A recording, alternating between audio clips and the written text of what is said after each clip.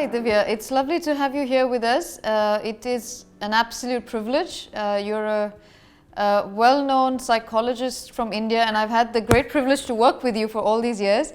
Thank you so much for being on our platform. And thank you for having me, Arena. It's wonderful to see you across these screens. I know. From all the times we've been together, it's great. Divya, today we'd like to talk a little about the psychological aspects of female sexuality in general, in patients who are affected with spinal cord injury. You've seen a lot of these patients over the years in Indian Spinal and in your private practice. What do you think? What is your take on the psychology of sexuality in females in general? We are very complex, so. Right, exactly. And I think a lot of it, as I believe about sexuality is it stems from the mind. And so for women, most of the time, sexual functioning is preserved, and a lot of them are unaware of it. So there will be questions that I have been asked in the initial phases of the injury, or even later on in terms of will I have kids again? Will I be able to have an active sex life again? There are questions around menstruation. There are questions around will my sex life be satisfying? But one of the bigger concerns that I seem to address with these women is they are the ones who are generally experiencing more of the stigma and stereotyping. So they may be the ones who may be finding it very difficult to find romantic partners or people to have sex with. And, there is often this perception of them being damaged goods and asexual beings. So that's something that I have commonly experienced in my patients in India, and I know that universally as well. This is true, but most of it are questions around will I get pregnant, will I have kids that are normal and not somebody who have deformities, and questions like that, and especially around positioning in terms of sexual positions, which ones, how would they even have sex in the first place.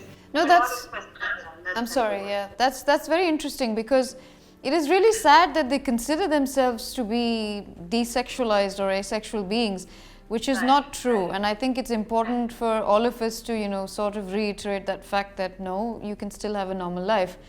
Exactly. Yeah. And so most of them, and of course, there are physiological changes that women do go through, like there may be decreased lubrication, or maybe orgasms may be, not not as pleasurable as they were earlier, but a lot of them don't even try because they feel that's something which is impacted in such a big way that maybe it just doesn't happen. Okay. And of course, a lot of them, their moods also make a big difference if they're going through emotional issues. If there's a depression or an anxiety, that affects libido as well. So there are, but that's across the board with even men.